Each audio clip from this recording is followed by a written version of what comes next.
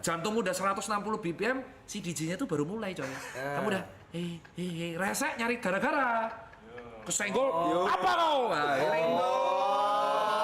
Apa kau lihat? Gitu. Kau kan ini kan kau DJ kan. Mungkin nggak kamu tiba-tiba di awal-awal langsung main hardstyle? oh nggak mungkin dong. Pelan-pelan dong masih. Iya, itulah. Oh gitu. Thank you for info loh dok. Semuanya jadi make sense dong. Maksudnya kenapa nih? Enggak. Ya semua jadi clear aja, kelihatan aja, jelas gitu. Jelas. Oke. Jadi kenapa kok mereka tahu aku enggak ya? Thank you ya dok ya. Oh. Di sebelah kiri dokter. Maunya ngebut. Tapi ngejer. dia- maunya ngebut. Kenapa Mau yang sih? ngejer. Ngejer. Nah, itu banyak masalah itu.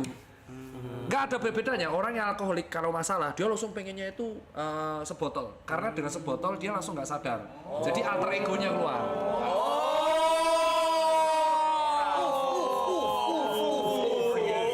Alter ego jadi keluar ya.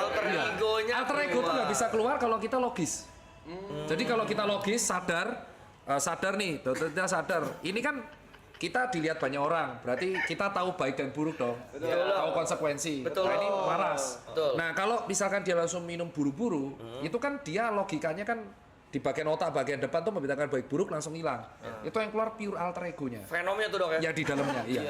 Jadi kalau alter egonya misalkan lagi sedih, dia bisa nangis-nangis. Nah, ini apa ya?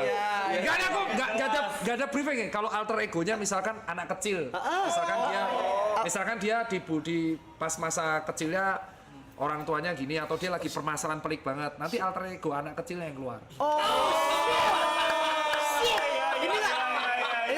Tadi dokter bilang ini nggak di briefing nih. Enggak. Kenapa emang? Nggak apa kayak Kita kayak ada segmen baru deh dok.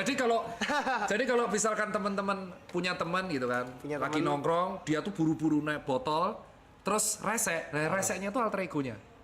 Ya dilihat dia lagi bahas apa tuh. Kalau yang dibahas topik itu terus sambil nangis-nangis, oh berarti alter egonya tuh masalahnya terpendam banget. Gitu. Kan ada psikolog kan kemarin kan? Iya dok. Untuk memancing alter ego tuh harus dibuat kayak gitu. Nah, ini ketahuan. harusnya Gini. Kalau alter egonya ketawa-ketawa. Wah, kalau dia marah-marah suka mukulin orang, berarti dia ada permasalahan pelik yang membuat emosi dipendem terus. Makanya ketika alter ego keluar mukulin orang. Itu bahaya itu. bahaya. Kan sering kan kayak alter ego keluar tuh saudara yang nggak apa-apa bacok-bacokan. Iya. Yang kasus tuh kayak kakak adik mabuk tiba-tiba ditusuk kakaknya atau temennya ditusuk atau mungkin selama ini dia tuh kesel sama si A tapi dipendem. Biasa, Begitu iya. dia alter egonya keluar dia nggak sadar. Jadi kalau nangis ya itu berarti masalahnya dipendem. Jadi dia nggak bisa cerita. Hanya bisa cerita kalau ada alkohol. Makanya jadi alkoholik. I see. Beda kalau orang yang kecil, dia nggak punya masalah atau memang pure hanya untuk mingle atau nongkrong, dia minum tuh sloki, Iya, sebotol iya, habis iya. beli lagi. Iya, Kalau langsung, Banyak masalah tuh dok ya. gila. Masalah ya. Di botol sampai 6 9 gitu banyak masalah. Banyak ya. Gitu campur-campur. Kalau 9 gitu, berarti Nah, terus masalahnya permasalahan kedua, orang yang mentraktir ini harus dicek. Ketika dia mentraktir, dia lebih sering menyenangkan orang atau menyenangkan diri. Menyenangkan orang. orang. Berarti dia ada penderitaan yang dipendam.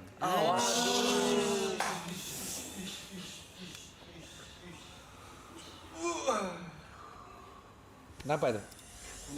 Gak apa-apa sih dok. Gak apa, Dok. Ya, ini segmen baru ya. Iya. Jot ya. Dok, thank you dokter Tita. Hashtagnya Now I Know. itu soalnya khusus. Jadi pada orang yang punya banyak masalah dipendam, dia tuh namanya kalau kamu pernah baca, teman-teman netizen baca namanya savior bias. Server bias. Savior Savior penyelamat. bias. Jadi Ah, dia iya. tuh merasa karena dia tuh sudah punya, dia merasa harus menyelamatkan sekelilingnya. Oke. Itu kalau di pertemanan agak dangerous karena kebahagiaannya dia, validasinya dia itu adalah menyelamatkan kawannya. Dan dia merasa caranya dia itu yang paling cocok buat kawannya. Terus kawannya jadi annoying. Lah, ini hidup gua kenapa lu ngatur-ngatur? Ya kalau lu nggak gini lu nggak akan survive coy. Tujuan gua tuh baik biar lu hidup lu survive. Nah, itu contoh savior bias. Ciri khasnya dia suka menyenangkan orang. Kalau happy harus dibagi. Tapi lupa sama kebahagiaan diri sendiri. Enggak, karena dulu aku Dulu aku gitu. Jadi Gimana sembuhnya tuh, Dok? sembuhnya tuh ketika punya hobi dikasih waktu momen sendiri. Momenku sendiri itu pas sepedaan jarak jauh sama lari. Jadi aku tanpa headset bisa tahu diriku tuh kayak apa. Kalau kita tidak pernah ada momen sendiri, wah itu bisa gila Pak, suatu saat. Bisa gila. Worst case-nya itu bisa depresi tapi yang berat. Sekali kena masalah, berat. Misalkan gini, amit-amit, misalkan si A ini masih saver bias, suka traktir, suka apa, alter ego-nya baru keluar. Tiba-tiba kalian pergi. Ya itu, depres nih. Pasti gitu. Enggak, itu bukan siapapun ya. A-nya itu apa? Si B lah, si B. B-nya itu YB. Tapi itu tuh ngeselinnya adalah permasalahan itu tuh sering tidak dianggap sepele karena mungkin aku ngeselinnya tuh kalau lihat follower, ya lu kan kaya raya. Masa sudah kaya gak pernah bersyukur. Nah, depresi atau permasalahan hidup itu tidak ada kaitannya sama finansial. Benar. Itu yang harus orang tahu. Jadi bisa jadi dia miskin secara finansial tapi dia happy hidupnya, jadi dia nggak masalah, atau dia tuh kaya secara finansial tapi secara psikis tuh dia hancur lebur. Jadi dia kebahagiaannya itu membagikan uang gitu loh. Piye ya? Aku pernah ketemu soalnya pasien di rumah sakit jiwa Magelang, itu hobinya Izin ngerokok tuh. kok tumben di situ. Oh iya, nggak apa-apa. Kok pergi dia? Itu Lagi merasa ngerokok. lagi merasa asem ya. Asam. Jadi itu dia hobinya bagi-bagi itu sebenarnya perlu ngobrol lebih lanjut kalau misalkan masalahnya nggak kelar. Dangerous itu. Salah satunya harus Di situ tuh. Nggak apa-apa. Salah satunya harus distract sama Hobi. nyari hobi. hobi. Jadi dibiarin sendiri. Harus sendiri. Hobi yang bisa sendiri, nanti dia bisa recover. Kalau aku dulu recovernya hampir 4 tahun. 4 tahun. 4 tahun. Baru aku makanya aku tuh lari nggak bisa sama orang. Gitu, getar dikit egonya Dok, keserang. kalau misalkan punya teman yang depresi, sebenarnya kita mesti ngapain sih, Dok? Iya, berat. Jangan pernah ngomong, ya lu mah enak, gua nggak, jangan. Ya, Jangan ya, pernah ya. ngomong itu. Apa hal? Orang depresi itu ada dua. Kalau dia suka cerita, dengerin aja. Dia nggak butuh pendapat kita, dia nggak butuh validasi kita, dia hanya butuh didengar, itu tok. Jadi mau dia serese apapun dengerin. Karena aku pernah kemarin temanku yang mabuk pas lari, karena aku enggak, dia nangis di depanku terus. Ya tak dengerin, ya itu seneng dia. Besoknya dia lega. Itu yang pertama. Kedua, yang repot itu kalau nggak mau cerita. Nggak mau cerita, tapi di luar tuh happy, tapi dia nggak mau cerita. Ini agak berat. Nah kalau kayak gitu harus dimotivasi untuk sendiri, break dari kebiasaan, break dari iya, break dari rutinitas. Dari rutinitas, ya. Mencari bukan break. Kalau rutinitasnya misalkan kerja 9 to 5 ya dia break dari situ dulu. Mau cuti gitu Iya. berapa hari Iya, liburan. betul. Jadi memang betul definisinya kalau ada orang depres tuh kadang tergantung. Nah, kalau kamu punya temen yang kayak gitu, lihat temenmu itu depresi kenapa dulu. Kalau dia memang hobi cerita dengerin, jangan di-compare. Karena dia nggak butuh pendapatmu. Shit. Iya benar-benar. Kalau kamu ngasih pendapat salah, dia besoknya bisa suicide. Nah itu yang aku lihat di Twitter sama di TikTok. Ada orang curhat terus di komen kan. Yang karena memang mungkin dia menggunakan medsos buat pelampiasan. Yang paling parah ada orang depres menggunakan fake account untuk melampiaskan kekesalannya. Itu ada. Dulu aku benci banget sama hate speech. Dokter Tirta Rambut Pink kan resek karena aku nanggepin semua haters kan. Ternyata aku baru belajar banyak orang menggunakan fake account tuh buat melampiaskan emosionalnya tok. Karena pusing di dunia real. Jadi diceng-cengin aja. Jadi mereka depresi sebenarnya. Iya. Itu ternyata. Itu tapi lu nggak apa-apa kan?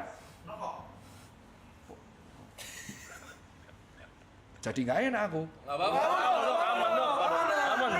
Dok. Dok, gara-gara olahraga emosi dokter jadi stabil gak atau gimana? Iya, lebih stable.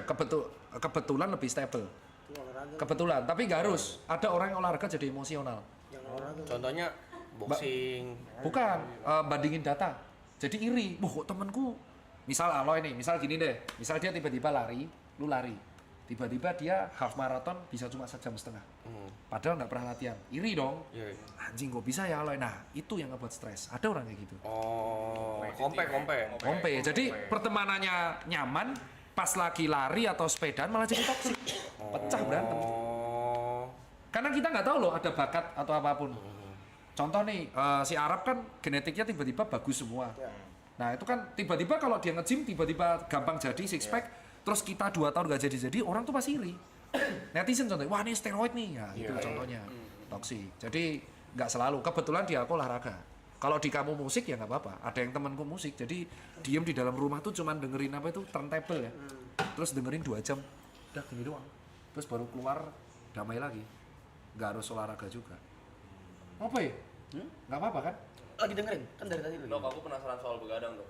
Katanya organ itu ada jam kerjanya sendiri ya dan nggak bisa digantiin ya.